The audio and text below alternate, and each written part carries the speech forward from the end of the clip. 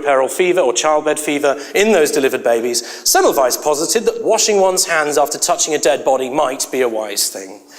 By introducing hand washing, Semmelweis lowered the incidence of contamination below 1%, yet he was derided, and medical textbooks debunking his position were published, and then used as establishment material to educate new medical students against his idea. In 1861, in his book, Semmelweis lamented the slow adoption of his ideas in the medical community, while deaths resulting from the non-adoption of his method, his proven method, continued. Most medical literature halls continue to resound with lectures on epidemic childbed fever and with discourses against my theories. The medical literature for the last 12 years continues to swell with reports of puerperal epidemics, and in 1854 in Vienna, the birthplace of my theory, 400 maternity patients died from childbed fever. In published medical works, my teachings are either ignored or attacked. The medical faculty at Würzburg awarded a prize to a monograph written in 1859 in which my teachings were rejected. It is perhaps no small irony that Semmelweis died in an insane asylum from septicemia, the very illness his discoveries would have helped cure.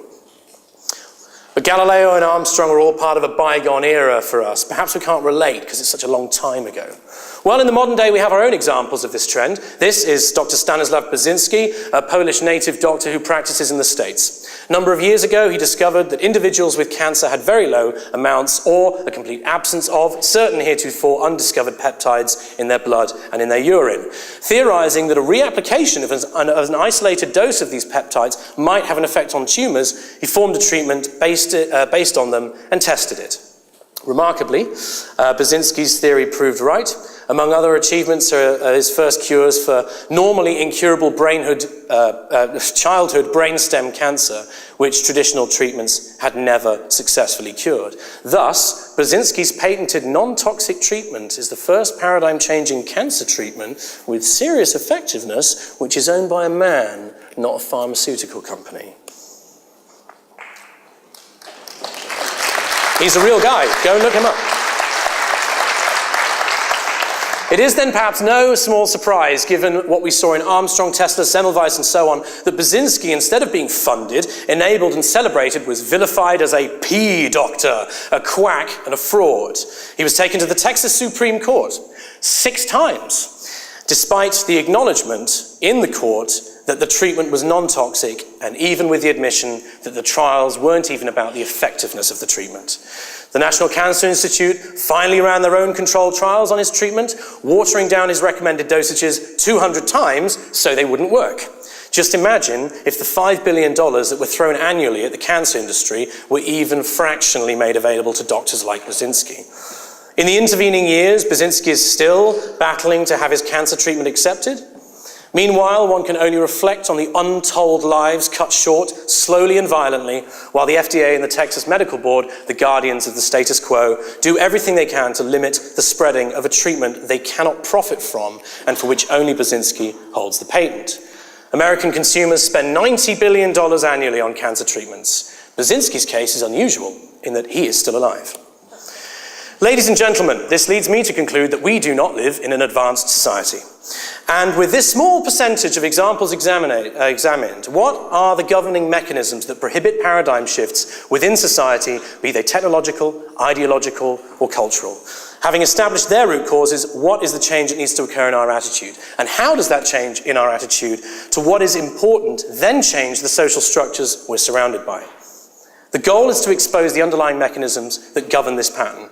We are quite certain it's not dictated by RCA's David Sarnoff, or the medical practitioners of Semmelweis's day, or of Burzynski's, or of Galileo's ruling church fathers. These individuals are also players on this stage, their actions aligning with an unspoken set of values generated by the nature of the common landscape in which they have found themselves across the ages. We need to adopt a wider lens that includes economics, social and cultural theory, and an understanding of how human society develops in an information age. I'll focus on 3 main limiters, 3 blocks that interfere with the smooth and emergent development in a society. In identifying these, we will start to lay bare the train of thought we need to reassess our current society.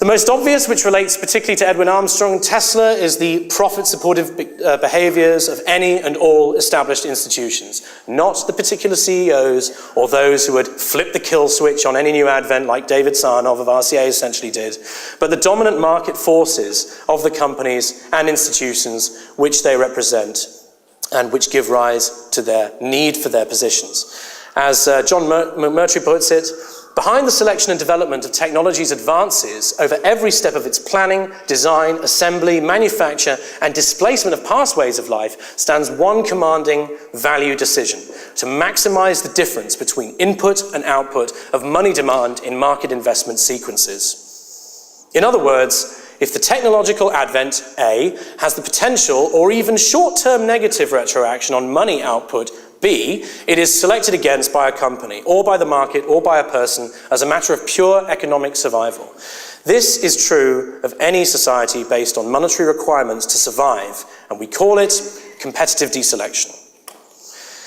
In other words, needless to say, any revision to a company's offering would require heavy restructuring, heavy staff turnover and retraining, and true innovation, therefore, inevitably heavy investment. Let me see, there we go, would be in the short term, in many cases, a costly or negative effect upon the balance sheet, given that many companies' results are often offered quarterly and have an immediate impact on the share price if they're below the expected maximized money output to input ratio. The dominant market ideology has to select against a ground-up remodeling of the market offering to avoid this negative effect upon its stock. Equally, this is, of course, true of technologies or market behaviors from outside the company, which may threaten the normal way in which said company would be able to generate revenues, even if it has a positive force upon society. Anything that changes or threatens your business is considered a problem. Innovation is the enemy of established institutions. Quite a simple way of putting that.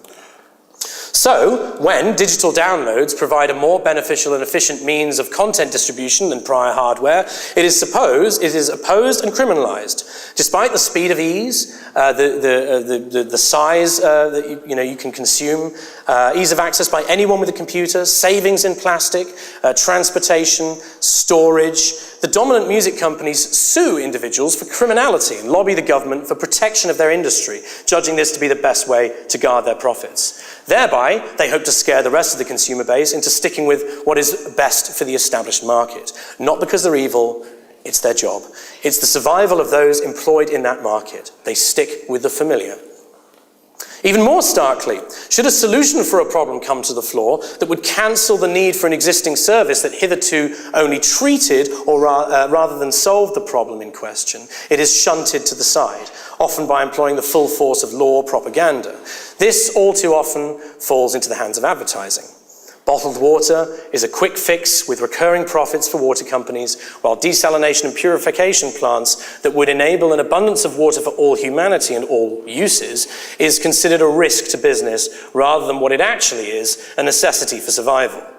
In turn, we produce more plastic waste, which is then measured in the positive light of units manufactured and sold, rather than their actual effect, a pollution detriment and an increased footprint caused by the treatment of the problem. The end effect of this market-lock mentality is not really hard to discern. You cannot set in motion long-term thinking in a system which rewards short-term behaviors. While human beings have to support themselves from the monetary profit of their enterprises, no matter how decoupled these enterprises are from producing something that is useful, or the harm on basic life organization to the environment, short-term wins every time. There is no money in solutions or learning to produce and consume less. For either you lose too much money and you're removed from the position you're in, or you are ostracized completely, as were our doomed engineers. The system's overriding logic is to deselect the non-profit maximizing solution, for we cannot afford to tolerate it in a system that discerns the metrics for positive growth in the factors of higher consumption, higher profits, more units shifted. The first limiter then is established, market lock. The innovation that threatens established institutions are criminalized, ignored, hamstrung and suppressed by the established institutions whose market value would be, even if only temporarily, slowed or curbed by their adoption. This is regardless of how effective, efficient, or beneficial these innovations are or would be in a society adopting them. In fact, the more beneficial, advancing, or efficient the new development would be, the more it is pushed back by the elements of society that would be within the sphere of its influence. Second limiter to innovation and its progress lies a little more deeply within the societal mindset than the monetary paradigm, and it's just as invisible. This is one we like to call mind lock. This is the tendency alluded to by Dr. Wayne Dyer in his address that you heard in that portion of Pixar's Day and Night, and which is also keenly expressed once again by John McMurtry. When people come to examine any way of life in the world, they are conditioned not to expose their own social order to that same critical eye with which they view a different or opposed social order. This is because they identify with their own way of life as normality, and thus the other as abnormality. If the other is not only different, but also opposed to the home order, then to abnormality is added the offence of enmity. Given that there is such an abundance of examples of systemic failure in society, why have we not easily moved beyond it? The question comes down to more than just money, as a powerful barrier that it is. Societal self-analysis is not built into our psyche. It is an irreversible option in our critique of planetary life. We do not like to talk of how our society might be less than perfect. We don't even like those who criticize our football teams. Tell someone that their social system is geared towards something other than complete chest-swelling awesomeness, and you're often told that if you don't like it, you can just get out. It's the social theory version of, well, I think you're a dick. Yeah, it's like that.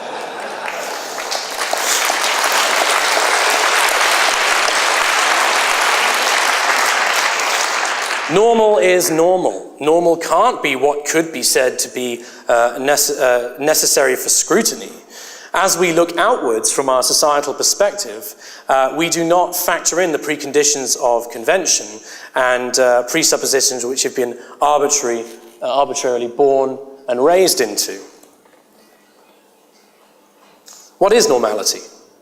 You were all born at 1,044 miles an hour. The rotational speed of the Earth. Yet you believe you're static, sitting in those chairs right now. When you stand up, you're actually standing outwards. Downwards is actually inwards. The sun doesn't set or rise. We're at a different position in the universe every single minute. It appears then that we can get used to just about anything. This then is what I mean by normality. Much of society appears pretty much normal to its inhabitants and therefore natural or inevitable, not begging questions. What is considered by any of us to be mundane or a given becomes mundane or a given only by repetition, and whatever we are always surrounded by defaults to that status. A few years ago, a television program traded on this possibility of showing an unaccustomed culture confronted by a modern city system, what the viewer would consider normal and unsurprising. By dropping a culturally unprepared group of Amish people into a modern high-tech city environment where they're confronted by vending machines and escalators, the show's attempt at exposing the humorous response of culture shock and societal unpreparedness actually underlines a very deeper issue of general custom.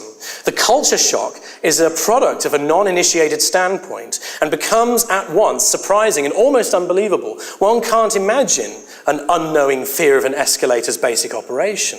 Even my daughter loves playing with them, for one has never not been used to them. Additionally, we tend to assume that our societal level of trust and coherence exists that would mean that dangerous architecture or hazardous obstacles are minimized. Therefore, we trust that escalators will not mangle us, that lifts will not plummet 18 floors suddenly, that any household item will not explode when used. There we go. Or plugged in. And that our house will not collapse when we are about to open the front door. Over and above these general trust and belief systems in established cultural aspects is the established values which operate and which are also bought into with the same level of trust as the physical ones. Amongst them may be the following: the army are fighting for my freedom, surveillance is for the provision of safety, advertising is a means to educate me, for example, about the best way of looking after my health, and so on. Amongst them, more often than not, is also the general value that it's highly unlikely to me that the values of the surrounding social order are or would be harmful, misleading, predatory, or detrimental to me and my fellow inhabitants.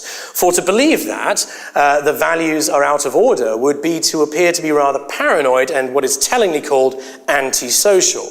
There must be something wrong with you if you don't support the structure and find it predatory. After all, that's not what a society's about, is it?